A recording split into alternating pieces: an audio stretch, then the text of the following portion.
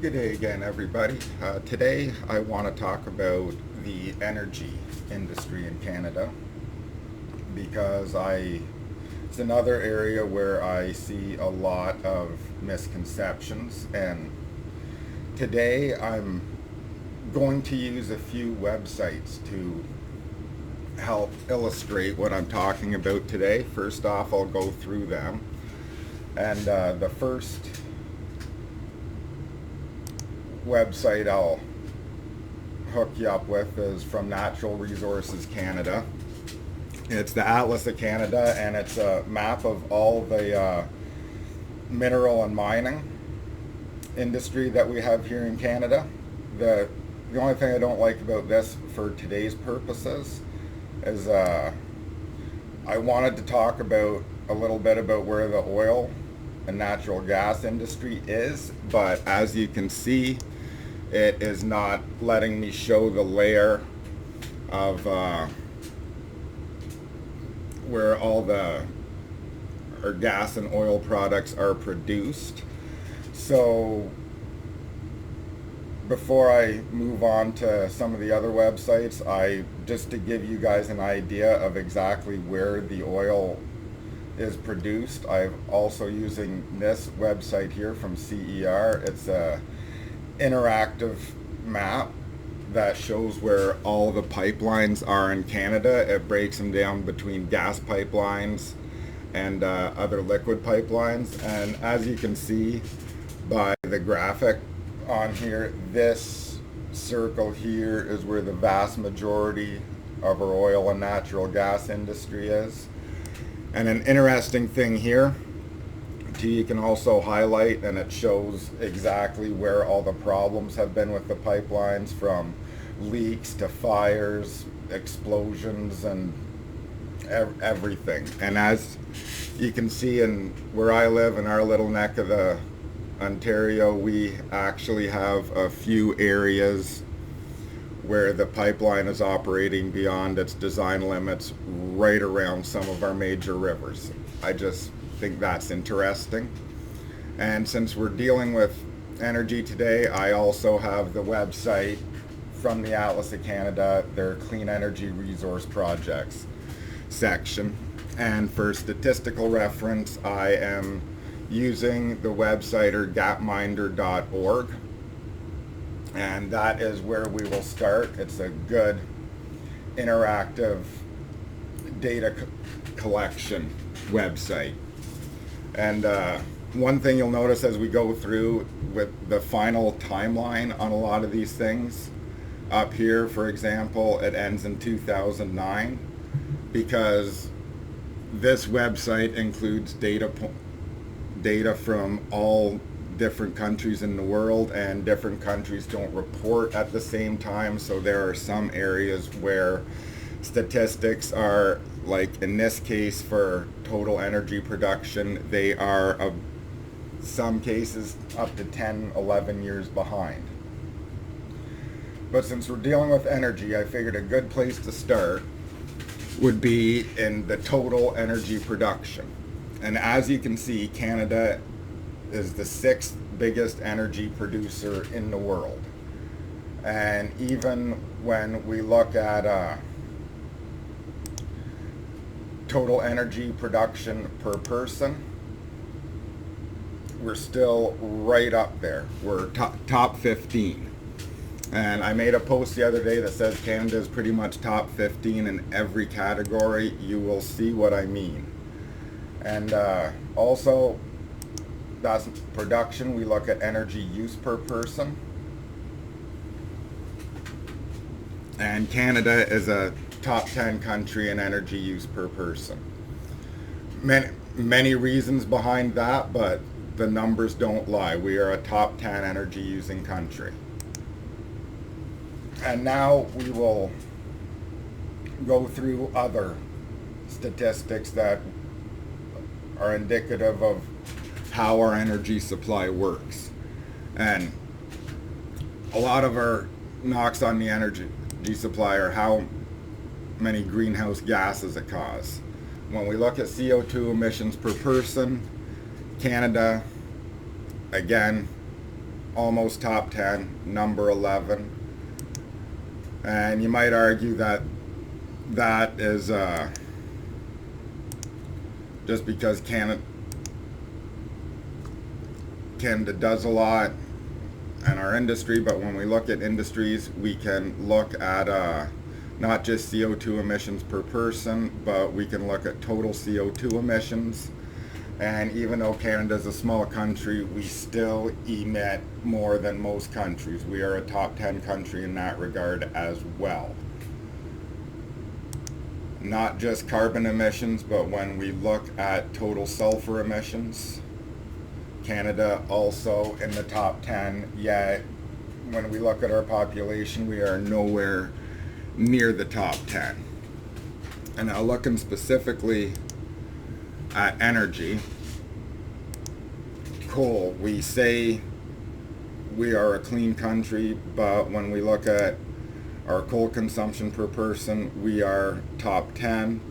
And even if we play it through to the end, we get drastically cleaner, but we're still a top 20 country by the end of it.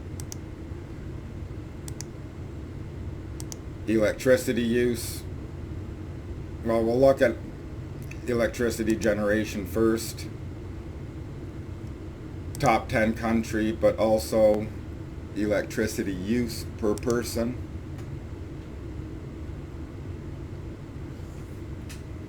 We use quite a bit too. We're a very, very energy demanding society. And hydro, electricity production total, this is where Canada is the best. And but we got to move back to get China into the data points. And once China and Brazil enter the data points, we're still one of the best. We are by far and away the best hydro electricity producing country on a per person value in the West. Norway is a little bit better, but we are basically at the top of the game when it comes to hydroelectricity. Now we'll look at what people typically consider the energy sector with natural gas and oil. Natural gas production, we're number 3. Play it through, we end up at number 5. But we're basically top 10 in just about everything. And we look at oil production, again, we're basically a top 10 country no matter what point in time we scroll back to.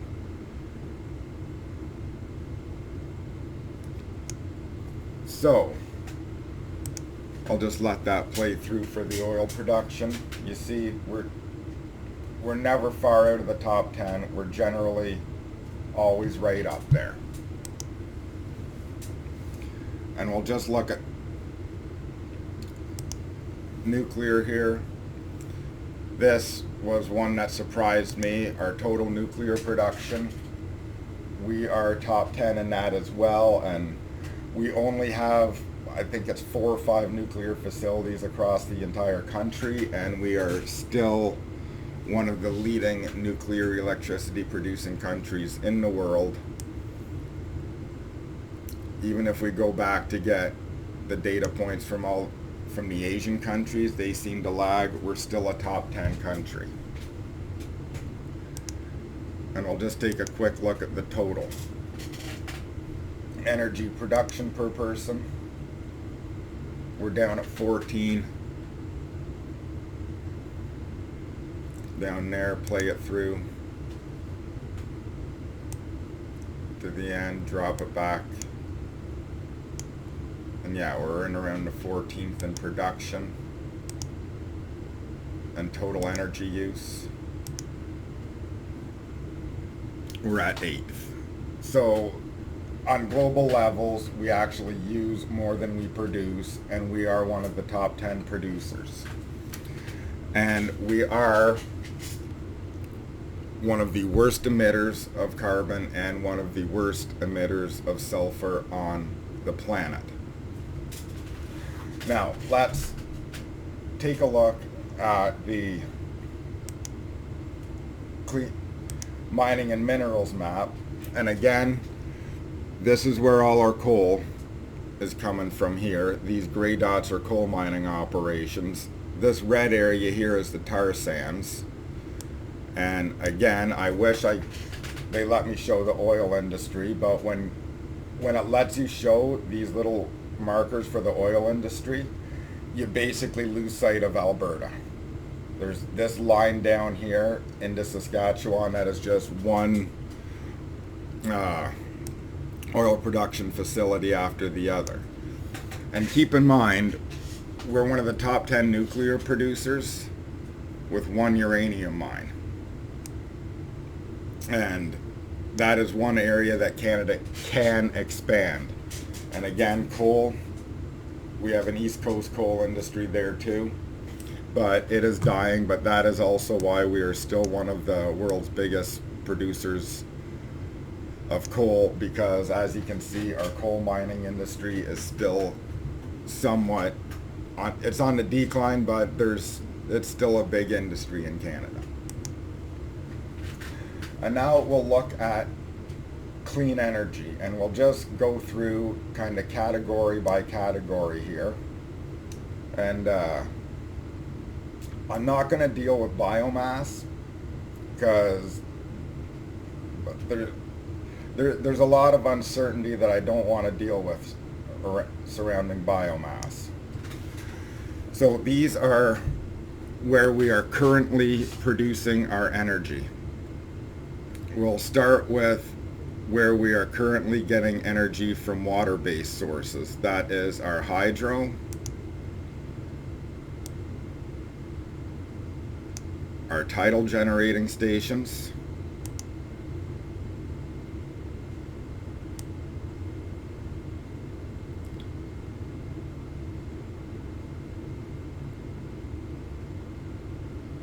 and that's what we got there between hydro and tidal generating. This is where all our energy that comes from water is produced throughout the country. And as you can see, there is quite a substantial amount of it. Now we'll clear that off, and we'll also clear that tidal generator off. And now we'll look at our nuclear generating. Again, 2 sites in Port Elgin, 2 sites here, and then 1 site down east. Not too much going on, but we're still a top 10 country. And then we look at what's going on where our solar is. Pretty much all isolated in the southern parts of the provinces, which stands to make sense. And then wind, this has been a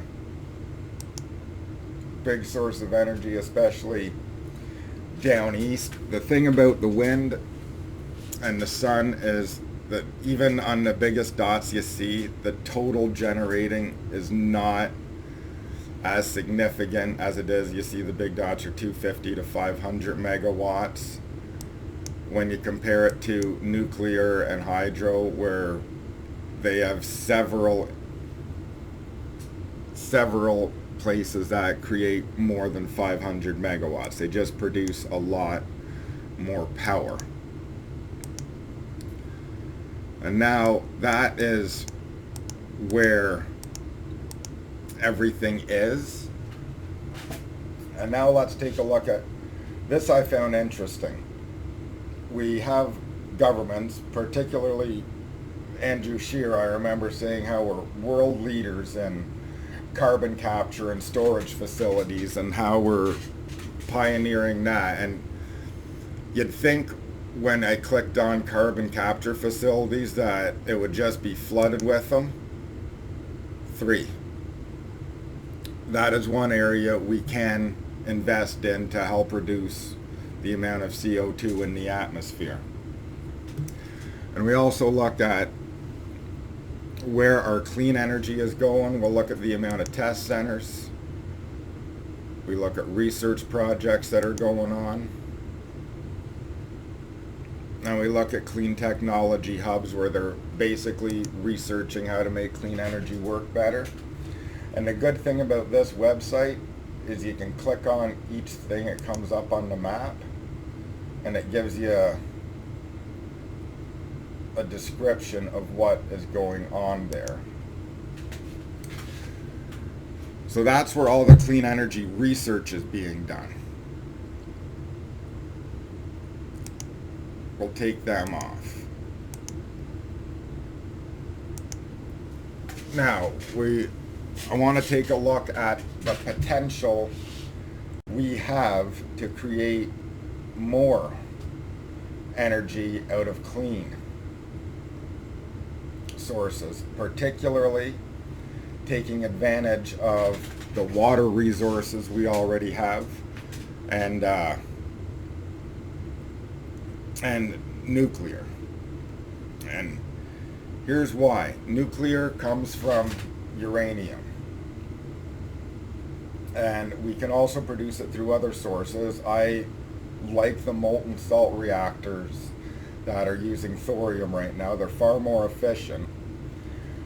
But considering how few nuclear reactors we have, we'll take a look at our uranium resource. It's everywhere. We have enough uranium within this country to essentially build enough nuclear power plants to run this nation pretty much indefinitely. And that is one area that we can clean up our energy use, because as we've shown before, we are one of the biggest energy users on the planet. We can clean it up by utilizing our uranium and going with nuclear. But as you can see, what we can also do, and I'm looking at water as a major resource here. This is a map of dams that are currently not being used to produce hydro, but could be retrofitted to produce electricity. They're everywhere. If we can turn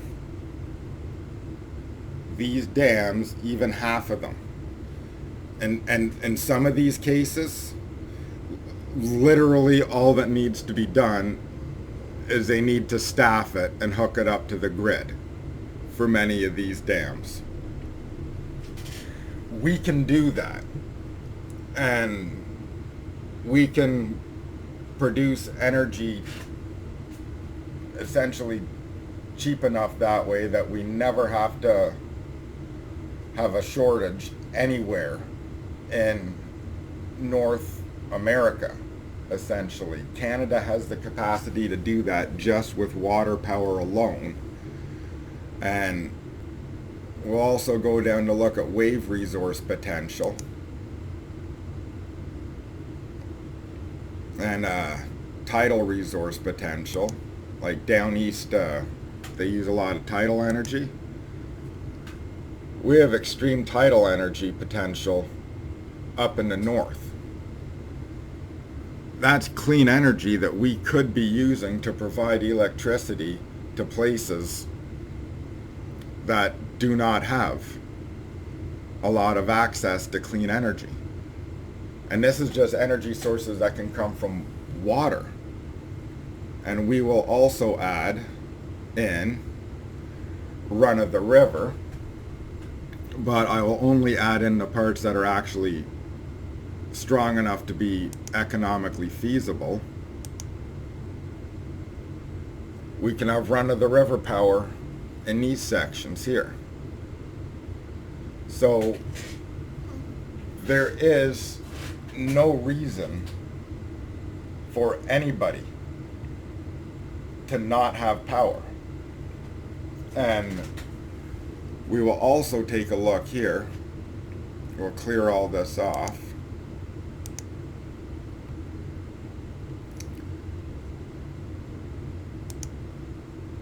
And in terms of hydro and water, we will look at plans that are currently underway. Well, I made snide remarks about the carbon capture and storage, so we'll show the carbon capture projects that are on the way, and yeah, we're building 2 more. And these here are dams that are currently being retrofitted. There's 3 of them. Hydroelectric projects that are currently underway. And as you can see, the areas that get criticized for having the dirty energy sectors are the parts of Canada that are pumping money into hydroelectricity and clean energy. And we'll also include run-of-the-river and wave being produced, again, disproportionately out in the dirty sectors. Nuclear, they're upgrading all of our plants. I actually took a look into that. These are not new plants. These are just upgrades to increase the capacity of our old plants. Geothermal energy, that's going on in northern BC. And also, when you add in the wind and solar new projects, you will also see a disproportionate amount heading out into the so-called dirty energy areas of Canada. And I find it comical that the areas that are considered dirty energy are the ones that are putting the most investment into all the new clean stuff that is going on in Canada. And a lot of the research is being done disproportionately in the West. But basically, the point I wanted to make with this video here was that we have some of the most expensive rates for electricity in the world. And a lot of that has to do with we ship our energy all around the country from one place to another. Yet we can't have localized chains. We can actually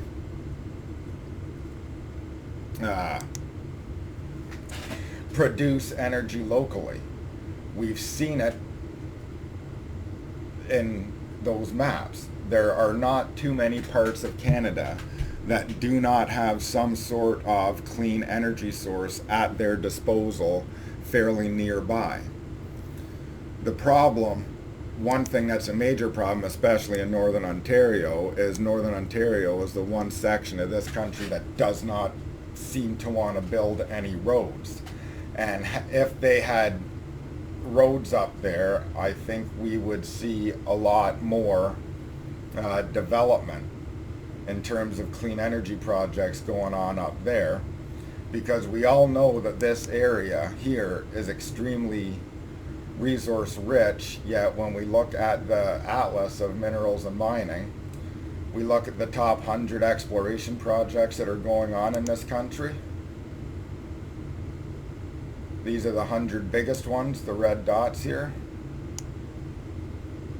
Again, one in that Northern Ontario. And it's a part of Northern Ontario that has the road going to it. When we look at all the projects around here that are going on that aren't near roads, it's very valuable minerals they're looking at. Especially minerals that have to do with green energy, such as the minerals that go into the batteries and that we use in green cars and electric vehicles and that. So just to tie in there, yes, Northern Ontario does need a road to go through there so we can actually access the clean energy that many people living in Northern Ontario just do not have access to.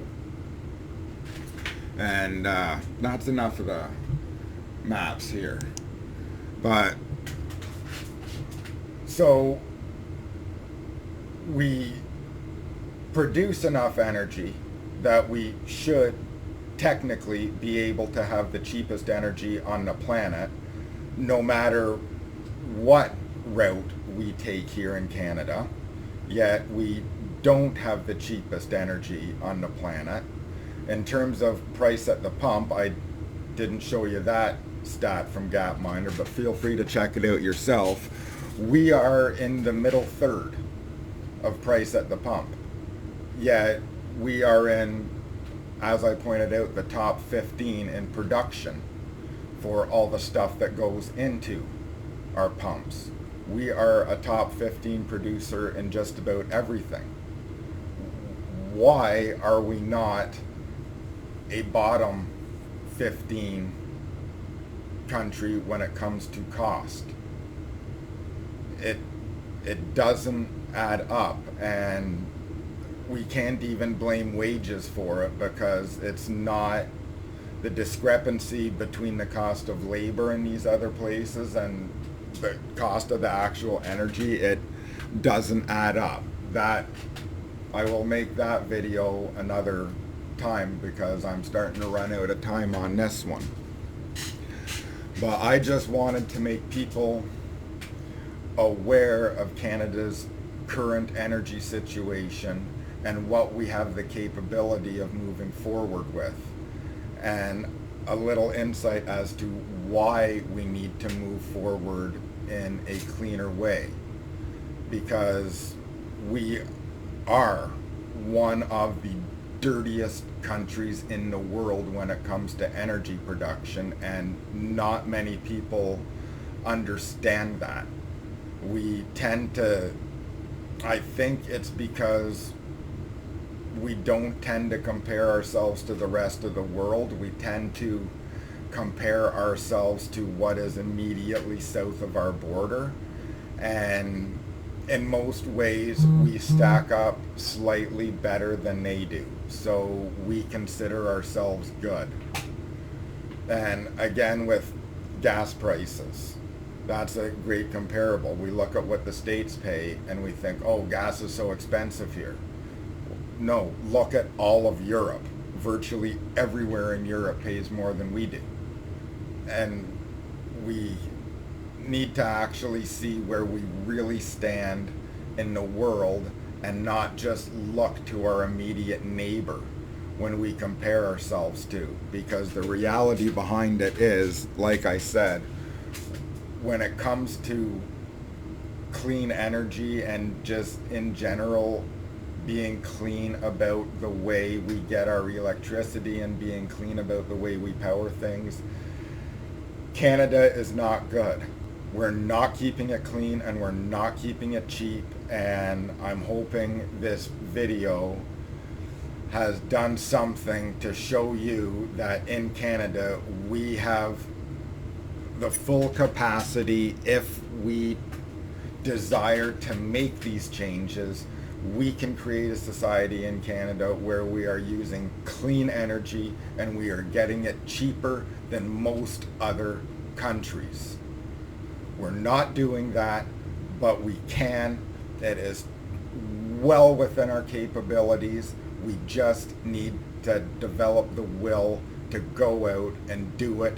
Take advantage of the people we have in this country, take advantage of the resources we have in this country, and actually do what we used to do in Canada, and use that in combination with each other to create better lives for everybody in this country. Thank you.